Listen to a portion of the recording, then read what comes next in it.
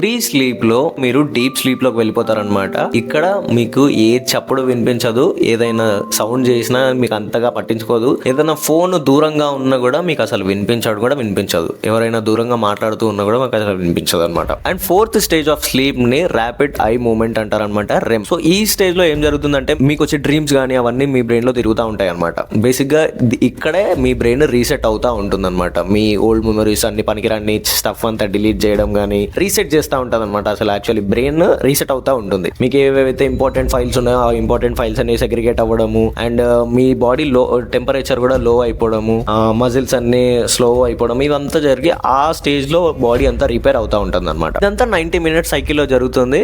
And ఈ 90 minutes cycle అయిపోయిన తర్వాత మళ్ళీ అదే సైకిల్ రిపీట్ అవుతుంది అనమాట. అంటే ఫస్ట్ స్టేజ్ వదిలేస్తాము, just half wake half sleep అది వదిలేసి నెక్స్ట్ ఈ 3 స్టేజెస్, మిగిలిన 3 స్టేజెస్ అన్ని రిపీట్ అవుతా ఉంటాయి. ఈ లాస్ట్ స్టేజ్